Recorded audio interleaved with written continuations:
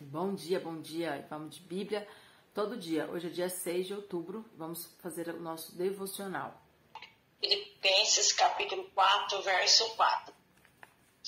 Isso. Regozijai sempre no Senhor. Outra vez digo, regozijai-vos. Seja a vossa moderação conhecida de todos os homens, perto está o Senhor. Não andeis ansiosos por coisa alguma. Antes, em tudo sejam os vossos pedidos conhecidos.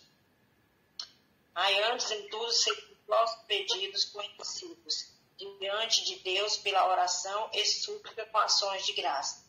E a paz de Deus, que excede todo o entendimento, guardará os vossos corações e os vossos pensamentos em Cristo Jesus. Quanto ao mais, irmãos, tudo o que é verdadeiro, tudo o que é honesto, tudo o que é justo, tudo o que é puro, tudo o que é amável, tudo o que é de boa fama, se há alguma virtude e se há algum louvor nisso pensai. O que também aprendestes e recebestes e ouvistes e vistes em mim, isso praticai e o Deus de paz será convosco. Ora, muito me regozijo no Senhor por teres finalmente renovado o vosso cuidado para comigo, do qual, na verdade, andáveis lembrados, mas vos faltava oportunidade. Não digo isso por causa de necessidade, porque já aprendi a contentar-me com as circunstâncias em que me encontre. Sei passar falta e sei também ter abundância. Em toda maneira e em todas as coisas estou experimentando, tanto em ter fartura como em passar fome, tanto em ter abundância como em padecer necessidade. Posso todas as coisas naquele que me fortalece. Todavia fizeste bem em tomar parte na minha aflição. Também vos sabeis, ó Filipenses, que no princípio do Evangelho, quando parti da Macedônia, nenhuma igreja comunicou comigo no sentido de dar e de receber, senão vós somente. Porque, estando eu ainda em Tessalônica, não uma só vez, mas duas, mandaste suprir-me as necessidades. Não que procure dádivas, mas procuro o fruto que cresça para a vossa conta. Mas tenho tudo, tenho até em abundância, cheio estou, depois que recebi de Epafrodito, o que da vossa parte me foi enviado, como cheiro suave, como sacrifício aceitável e aprazível de Deus. Mas Deus suprirá todas as vossas necessidades, segundo as suas riquezas na glória em Cristo Jesus. Ora, o nosso Deus e Pai, seja dada glória pelos séculos dos séculos. Amém. Saudai a cada um dos santos em Cristo Jesus. Os irmãos estão comigo, vos saúdam. Todos os santos vos saúdam, especialmente os que são da casa de César. A graça do Senhor Jesus Cristo seja com o vosso espírito. Amém. Amém. Glória a Deus. Terminamos Filipenses, a carta que Paulo escreveu para os irmãos que moravam em Filipos. Bom, esse finalzinho aqui, bem marcante também, tem várias expressões de Paulo aqui interessantes. Ele começa, ontem ele falou sobre o processo, né? A gente falou sobre isso ontem, que Paulo, ele se vê, né, salvo, mas ele se vê no processo. Eu estou na caminhada para efetuar a minha salvação. E agora, né, caminhando já mais para o finalzinho da carta, como até o irmão João comentou ontem, a gente percebe com Paulo que às vezes luta contra como que é quando a pessoa fala que tá velho, rabugento, né? Ranzinza. E Paulo provavelmente não queria deixar esse tipo de sentimento entrar na vida dele, né? Então, ele fala, olha, regozijai-vos sempre no Senhor. Como o irmão João falou ontem, Paulo tinha vários motivos aqui para estar triste.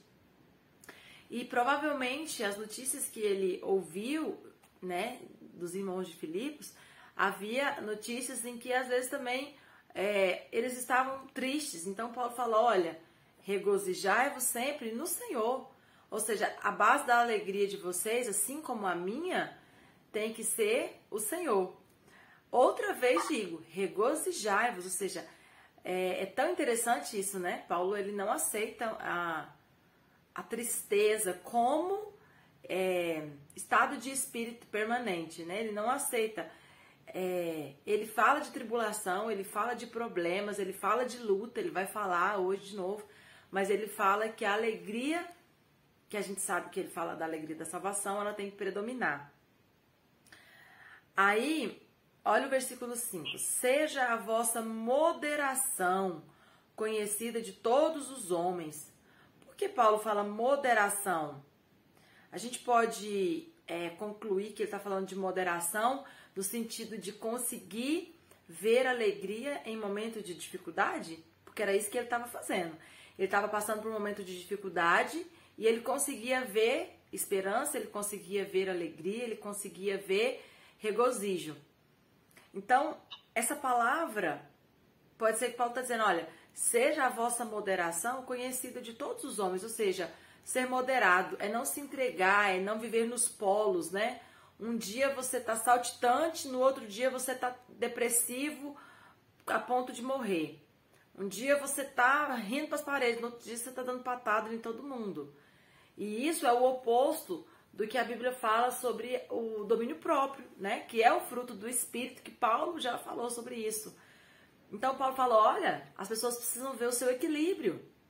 Isso aqui é tão atual, né, gente? Nossa, a gente vive em uma sociedade tão desequilibrada, a gente vive em uma sociedade tão, né, cheia de altos e baixos, e a gente meio que tem que se acostumar com isso. E o que Paulo está dizendo é para a igreja, olha, as pessoas precisam ver que você é moderado. As pessoas precisam ver que você é moderada, que você tem uma constância. Virão dias bons e virão dias ruins, mas você precisa manter uma linha de comportamento, senão alguma coisa está errada, não faz sentido. E é quando eu digo que muitas vezes a gente é incoerente, né, com aquilo que a gente, com as nossas ações. A gente tem um discurso e na prática a gente tem uma prática diferente, isso é incoerência. E Paulo está dizendo, olha, a moderação não é nem para você, é para que as pessoas percebam que você é moderado. Continuando. Olha que interessante, o finalzinho do mesmo versículo, ele fala, perto está o Senhor. Ou seja, além de você ter que mostrar para as pessoas, né, a sua moderação, a sua linha de raciocínio, ele está dizendo, Deus está perto. Automaticamente, Deus também está assistindo o seu comportamento. Deus está vendo, né, como que você lida com o seu humor. Porque aqui, gente, vocês concordam que Paulo está falando sobre humor? Não no sentido de ser engraçado. O humor está ligado com humor mesmo. Porque a gente acha que o humor é ser engraçado ou não. É estado de humor. Eu tô com o meu humor de tal jeito, de tal jeito. Então, Paulo está falando sobre isso. Sobre como lidar com o nosso humor.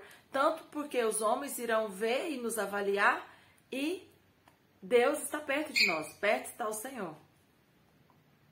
E aí aqui também a gente abre um parêntese para a gente comentar uma coisa muito importante. A gente fala muito, eu mesma sou muito defensora disso, de que nós não devemos pautar o nosso comportamento e as nossas atitudes nas opiniões dos outros, né? Pelo contrário, eu sou uma das pessoas que realmente tento muito e eu acho que eu me importo muito pouco com a opinião das pessoas. E eu acho que não é legal a gente fazer as coisas por causa da opinião das pessoas. Mas a gente tem que entender que a Bíblia, em vários momentos, ela exige comportamento de nós por causa das pessoas, que é o que a gente chama de testemunho. Então, nós precisamos saber colocar isso na balança, porque eu vejo muito cristão fazendo coisas que a Bíblia desaprova e dizendo, mas eu não tô nem aí com a opinião das pessoas, mas aquilo não tá falando de opinião, tá falando de testemunho, tanto pro salvo, fraco na fé, quanto pro ímpio. Então perceba que a Bíblia é como a gente sempre diz, a gente tem que caminhar dentro do equilíbrio, a gente não pode ir para os extremos.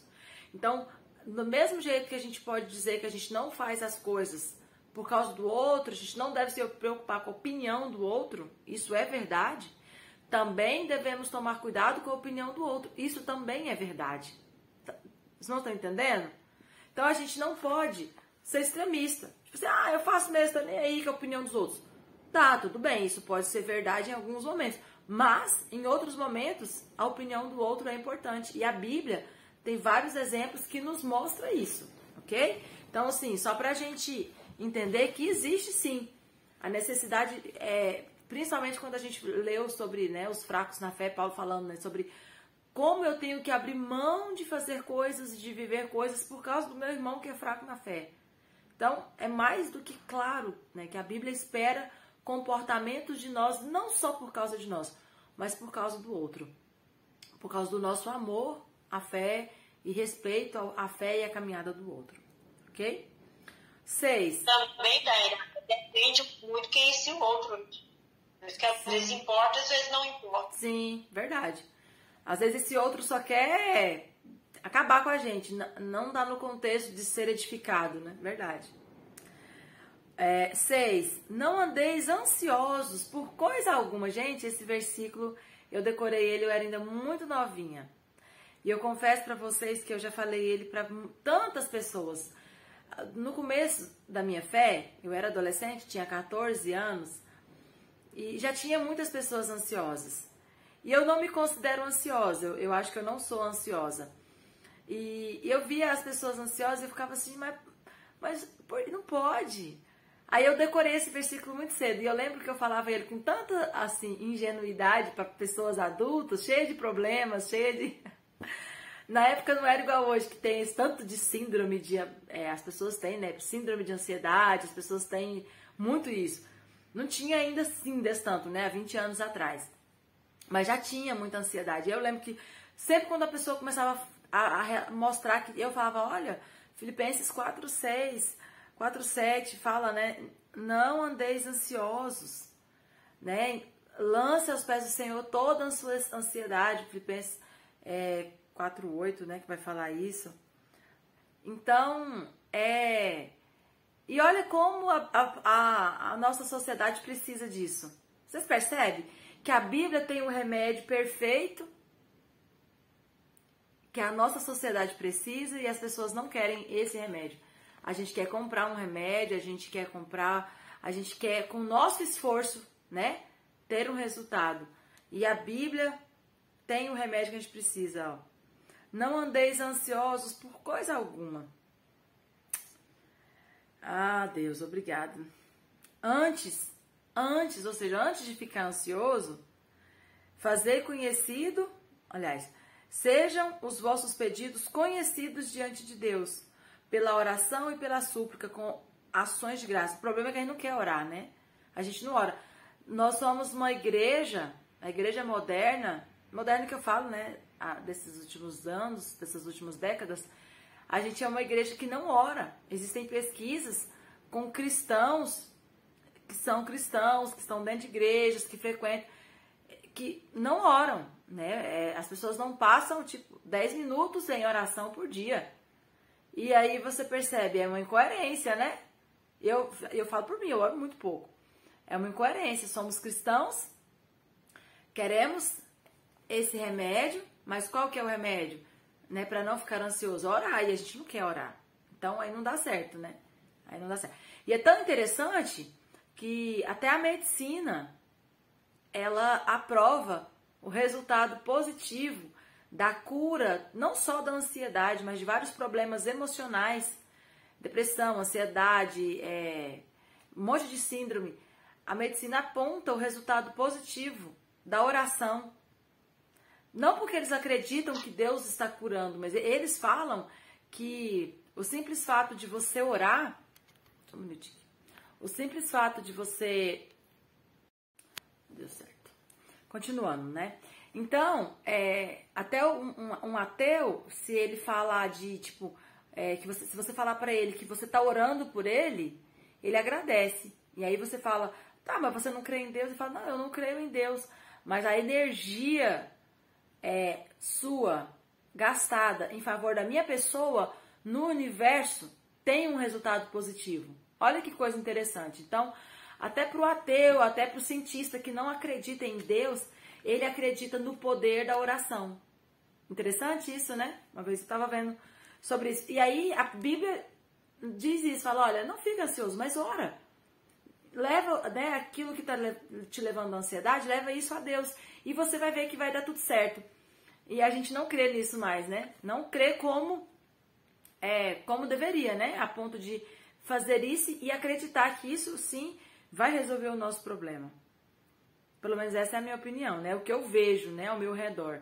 Eu não vejo as pessoas realmente acreditando que a oração pode nos curar da ansiedade. Continuando.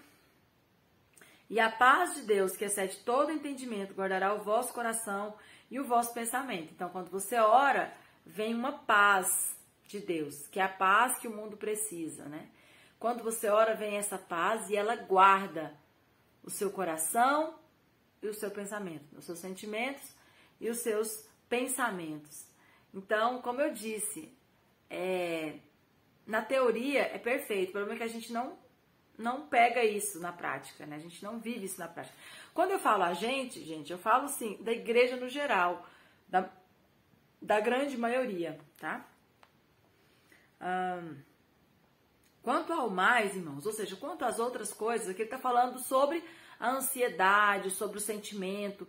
Provavelmente Paulo estava aqui refletindo sobre a tristeza, quando a tristeza vem na vida do cristão, momentos de dificuldade, né, como o irmão João comentou ontem, um momento de dor, um momento de abandono, um momento... E aí Paulo reflete tudo isso. Eu também poderia estar sentindo tudo isso. E vocês, né, estão às vezes tristes por alguma coisa, por algum motivo. Não fiquem. Se nós temos motivos para ficar tristes, oprimidos e abatidos, temos mais motivos para estarmos constantes na fé e na alegria. É isso que Paulo está dizendo. Aí aqui ele vai falar tudo que é verdadeiro, tudo que é honesto, tudo que é justo, tudo que é puro, tudo que é amável, tudo que é de boa fama. Se há alguma virtude, se há algum louvor, nisto pensai. Por que Paulo dá essa lista para nós controlarmos o nosso pensamento? Porque a gente sabe que o pecado nasce aqui e aí ele desce para o coração. E aí a gente faz. Então, se nós conseguimos bloquear os pensamentos, né, as setas que a gente chama, os dardos, se a gente consegue bloquear aqui, ele não desce para o coração. Por exemplo, a ansiedade, né, como a gente está falando de ansiedade aqui. Se você consegue bloquear ela aqui, ela não desce para o seu coração. E é isso que Paulo está dizendo, olha, controla o pensamento. Pense naquilo que vai te dar um bom resultado. Não pense naquilo que te trará um resultado ruim. E aí ele dá essa lista. É bom? É louvável? Tem uma virtude? Tem alguma qualidade? É de boa fama? Nisso pensai. Nisso você... esses dias eu estava dando um estudo para os adolescentes e a professora pediu para me falar sobre sexualidade e tal. E a gente entrou no assunto de masturbação e aí eu citei esse versículo. Porque se pergunta muito, por que é pecado, né? Porque ninguém faz isso pensando em, né, no céu, nas nuvens, nas estrelas. A gente pensa algo que não é bom, que não é louvável, que não tem boa fama, por isso. Então, assim, esse versículo, ele nos dá um escudo, né, muito, muito, muito poderoso para nós entendermos como bloquear a raiz, né, dos nossos problemas, dos problemas emocionais, tá, pessoal? Problemas emocionais, que Paulo tá falando, a tristeza, né, a inconstância, às vezes, né, os altos e baixos, é sobre isso que Paulo tá tratando. O que vocês aprendestes e recebestes e ouvistes e vistes em mim, isso praticai. Paulo ontem falou, olha para mim, né? Se vocês estão com dúvidas, olha para mim, segue meu exemplo. E aqui ele fala de novo. Ora, muito me regozijo no Senhor. Ou seja, muito me alegro. Regozijar é alegrar, uma alegria muito profunda. Eu muito me alegro no Senhor, por terdes finalmente renovado o vosso cuidado para comigo. Parece que esses irmãos né, de Filipos lá, eles queriam ajudar Paulo, eles ajudaram Paulo algumas vezes, Paulo fala isso, e eles queriam ajudar de novo, e eles estavam sem oportunidade. E aí Paulo, eles conseguem então mandar alguma coisa para Paulo. A gente não sabe se foi em dinheiro, porque já existe dinheiro, a gente não sabe se foi alguma doação. Eles ajudaram Paulo de alguma maneira, né, nas suas necessidades. E aí aqui Paulo fala, que bom que vocês fizeram isso de novo. Por isso que Paulo fala, né, renovaram o vosso cuidado, vocês se lembraram de mim de novo. Aí ele fala, né, vocês nunca se esqueceram, mas faltava oportunidade. E aí ele fala, ó, não que eu estivesse precisando. Gente, tem uma coisa aqui nesse texto que a gente precisa comentar, que é tão séria, que é tão importante. E aí Paulo fala, não que eu estivesse precisando. Será que não? Será que Paulo não estava precisando para eles mandar ajuda e Paulo receber? Dia que Paulo era orgulhoso, orgulhoso no bom sentido, né? De não querer dar trabalho para ninguém, de não querer ficar ajudando, aceitando a ajuda de ninguém, para as pessoas não acharem que ele estava ali por causa disso, né? A gente percebe isso em Paulo. E do jeito que Paulo era, será que ele não estava precisando? Olha que interessante. Já parou para pensar? Não que eu estivesse precisando, isso aí... Vocês mandou, eu recebi, mas, tipo assim, né? Se não tivesse vindo. E aí, olha que interessante esse versículo 13. A gente decora ele muito cedo, né? Filipenses 4:13. Posso todas as coisas naquele que me fortalece. A gente usa isso muito para pregar, né? Sobre aquilo que a gente quer conquistar, né? A casa, o carro, né? A promoção, né? E tal. E a gente usa muito isso. Eu posso todas as coisas. Aí, a gente não vê o contexto. Por que Paulo está falando que eu posso? Gente, olha o versículo 12. Sei passar falta e sei também ter abundância. Em toda maneira e em todas as coisas, eu estou experimentado. Eu já vivi tudo que vocês pensam que poderia viver. Tanto em ter fartura como em passar fome. Tanto em ter abundância como em padecer necessidade. Eu já passei necessidade. Ou seja, eu posso, todas as coisas, eu posso passar por tudo nessa vida. Porque quem me fortalece é Jesus. Vocês concordam comigo que Paulo não está falando que eu posso conquistar todas as coisas, mas eu posso passar por todo tipo de dificuldade? Ou é impressão minha que eu estou entendendo errado esse texto? Claro, eu posso usar esse contexto para dizer que eu posso conquistar? Posso, porque aqui Paulo só está dizendo assim, eu posso todas as coisas, então eu posso tanto conquistar, mas eu posso também perder. Entendeu? Vocês estão entendendo o que eu quero dizer? Que aqui a visão de Paulo é o seguinte, eu não sirvo a Deus só quando está tudo bem. Eu não sirvo a Deus só quando está dando tudo certo. Eu já passei fome, eu já sofri, eu posso passar por tudo nessa vida, em Cristo que me fortalece. Se Deus estiver comigo, eu passo por tudo. É isso que Paulo está dizendo. E a gente só olha esse texto dizendo que a gente vai só poder coisa boa. Ninguém pode passar por coisa ruim, que aí já não é Deus. Né? Então, eu acho interessante a gente fazer essa pontuação. Eu posso todas as coisas, ou seja, eu posso passar por todo tipo de situação, boa ou ruim. Se Cristo estiver comigo, eu posso passar assim. Não vou, no sentido, esse eu posso, gente, que eu entendo aqui é o seguinte, não vou me sucumbir. Eu não vou cair. Eu vou passar e vai passar e eu vou chegar do outro lado e eu vou estar íntegro. E eu vou estar alegre, me regozijando. Por quê? Porque é Cristo que me fortalece. A minha força não vem da minha conta bancária. A minha força não vem se eu tenho recursos ou não. É isso que Paulo está dizendo. Eu já passei necessidade. Então, assim, se vocês tivessem mandado ou não, não ia fazer diferença. Se eu tivesse aqui ou não, não ia fazer diferença. Eu vou usufruir porque vocês mandaram, mas se eu não tivesse, eu posso tudo. Eu posso viver de qualquer jeito. Eu acho isso tão, assim, oh meu Deus, tão um alvo, sabe? a ser alcançado. Bom, todavia fizestes bem em tomar parte na minha aflição, ou seja, mas que bom que vocês mandaram, que bom que vocês me ajudaram. É muito mais fácil quando a gente tem ajuda, quando a gente é socorrida, é isso que Paulo está dizendo, né? Vocês me pouparam um sofrimento. Também vocês sabem, ó Filipenses, que no princípio do Evangelho, né, ele fala que ninguém ajudou, só eles que ajudaram. 17. Não que eu procure dádivas, por quê? Porque eu não quero ficar buscando presente, recompensa, não é isso que eu quero. Mas eu procuro o fruto. Esse fruto, o que é esse fruto? Porque Paulo fala assim, não que eu procure dádivas, mas eu procuro o fruto. O fruto seria o resultado da fé dos irmãos? Isso ele chama de fruto? É ver a fé formada desses irmãos? Porque Paulo usa muito essa palavra fruto como resultado do seu trabalho. Né? Ele fala, olha, né, o fruto do meu trabalho é a fé de vocês. Então ele fala, eu busco o fruto, eu busco ver a fé de vocês, não o que vocês podem me dar ou deixar de dar. E ele fala que cresça para a vossa conta.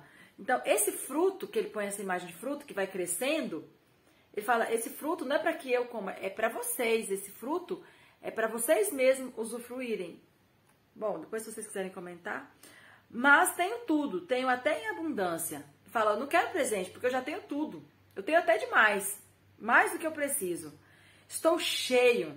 Depois que recebi de Epafrodito, o que da vossa parte me foi enviado. Aqui ele está falando, gente, literalmente, tá? Eu tô cheio, ou seja, talvez é roupa, calçado, comida, né? Naquela época a comida era mais simples, não era igual hoje, né? Que perde tudo. Eram grãos, né? Então você armazenava grãos ali que dava para você fazer pão por muito tempo. E, né? E nesse sentido... Então ele está sendo literal, olha, eu tenho aqui, tô cheio, tô farto, porque vocês mandaram muita coisa. E essa oferta de vocês, ele faz uma comparação com o sacrifício. Quando eles sacrificam a Deus, a Bíblia lá na lei fala que o sacrifício era como um cheiro suave na narina de Deus. E aqui ele fala, olha, a oferta de vocês para mim foi como esse cheiro suave, foi como um aroma suave, como um sacrifício aceitável e aprazível a Deus. O que é aprazível? É que tem prazer. Deus tem prazer em receber. Então ele fala, olha, eu tive prazer em receber essa oferta de vocês. Foi como um sacrifício aceitável, agradável. Aí ele diz, né, meu Deus suprirá todas as vossas necessidades segundo as suas riquezas na glória em Cristo Jesus. Gente, percebe que aqui Paulo fala todas as vossas necessidades. E nesse trecho de hoje, Paulo, ele consegue pegar as nossas principais necessidades emocionais e físicas, né? As espirituais, claro, né? Está embutido em tudo. Mas aqui, Paulo está falando do nosso corpo, das nossas necessidades como seres humanos, né? Como pessoas. E aí ele trata sobre a moderação, né? Sobre a constância, sobre não se deixar ser abatido, né? Sobre não se deixar ser ansioso, triste, mas controlar a sua mente, bloquear a sua mente contra os pensamentos que te levam a esse estado, né, de tristeza, de ansiedade, de angústia e de desequilíbrio emocional. Paulo fala sobre isso. E aí agora Paulo fala também sobre a necessidade física. Ele diz, olha, Deus ele vai suprir tudo, tanto uma como a outra. Eu acho isso perfeito. Eu acho perfeito no sentido de como Deus usou esses homens, né, de Deus para deixar a Bíblia com uma receita tão clara, tão objetiva, tão certa. E a sociedade sofre porque não quer tomar esse remédio. Não quer tomar esse remédio, não quer ter acesso a esse remédio.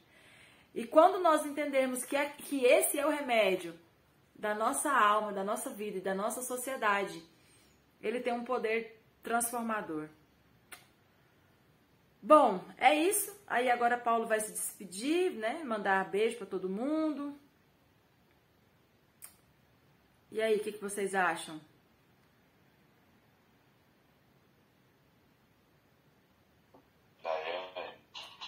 Oi. Naquela história lá do tudo posso, né?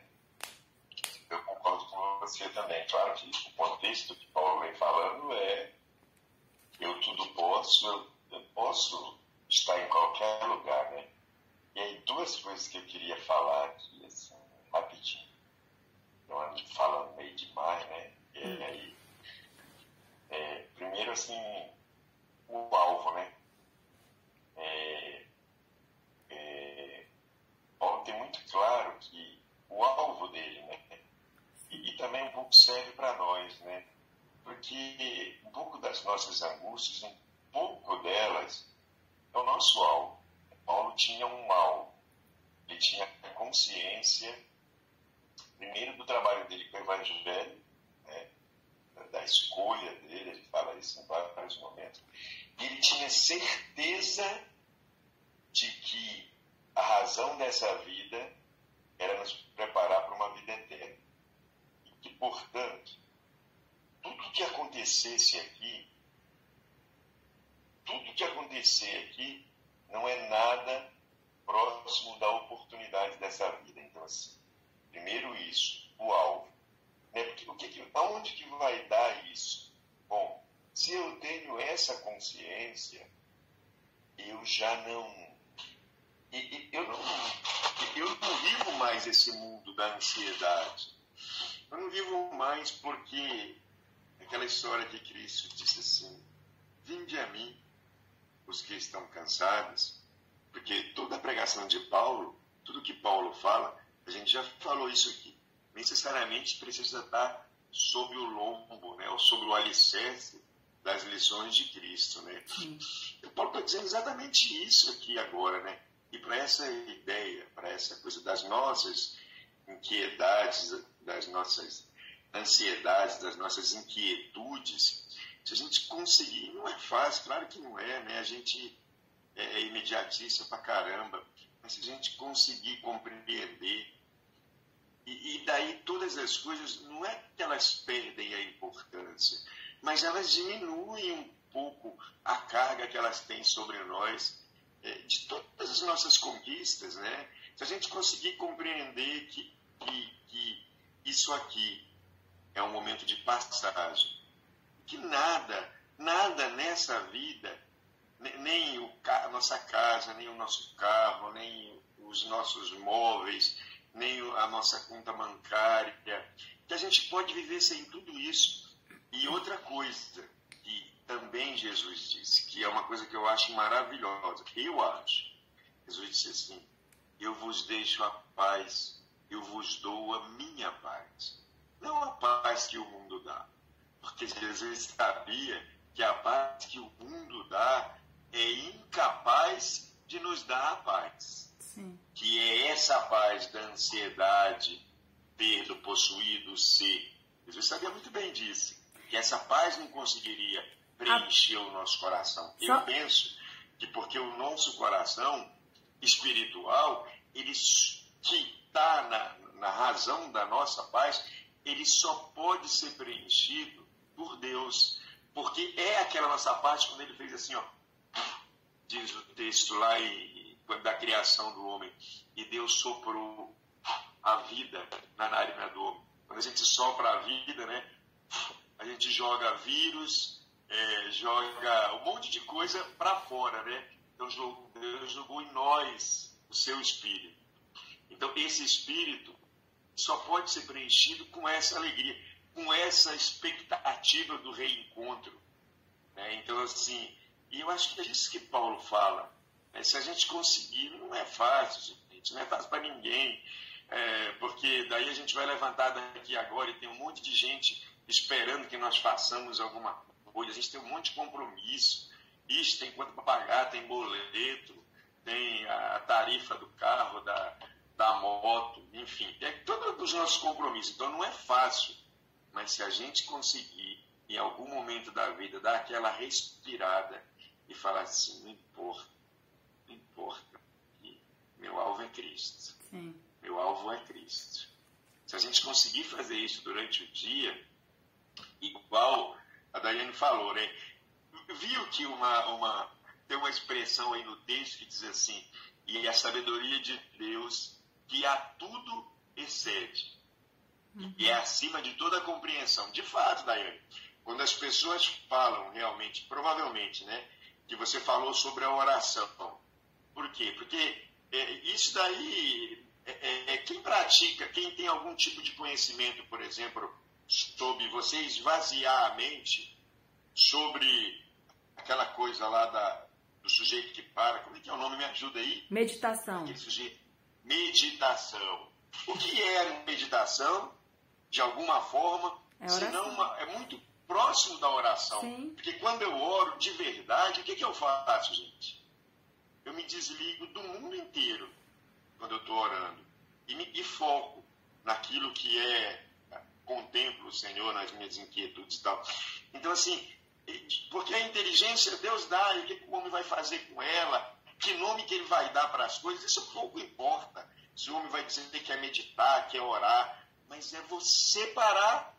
E se você fizer isso pensando em Deus, então, assim, a sabedoria de Deus nesse aspecto, né? Porque isso realmente faz bem, igual você falou. E igual o texto está falando a vida inteira, para e ora, para e ora, para. E Jesus ainda dá um exemplo mais próximo disso. Ele fala assim, quando você for orar, como que você faz isso da melhor forma?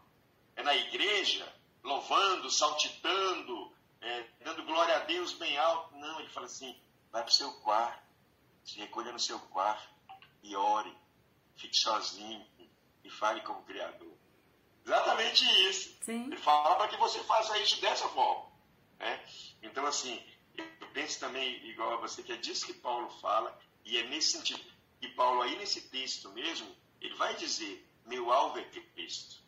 Meu prêmio, eu caminho para o meu prêmio. E qual que é o prêmio? É uma coisa tão da gente pensar hoje, que o nosso pensamento hoje não admite. Mas Paulo, em algum momento desse texto, pelo menos eu não posso emprestar e nem impor essa compreensão a ninguém. Mas Paulo, em algum momento, chega a desejar a morte para se encontrar com Cristo. Ele diz assim, igual eu disse ontem, diz assim, eu fico entre estar aqui na terra para estar com vocês e ver o fruto do trabalho, que é prosperar o evangelho no meio daquele povo, e estar com Cristo, e me recolher a Cristo. Assim, ele chega a desejar de alguma forma, porque ele tem muita consciência desse reencontro com Deus, com o Espírito Criador, de estar plenamente cheio, e de saber que isso tudo é só... todas essas inquietudes, elas são só resultado, às vezes, da gente escolher erroneamente o nosso alvo. Isso mesmo. Isso aí. Devolvo a palavra à nossa... Vamos encerrar. Vamos encerrar. É isso mesmo. A nossa ansiedade está baseada no nosso objetivo, né? A sua fala é perfeita. A gente fica ansioso de acordo com o que eu quero, né? Se eu sei o que eu quero e consigo lidar com isso, a ansiedade não cabe nesse contexto. Deus abençoe, vamos encerrar. Até amanhã, se Deus quiser.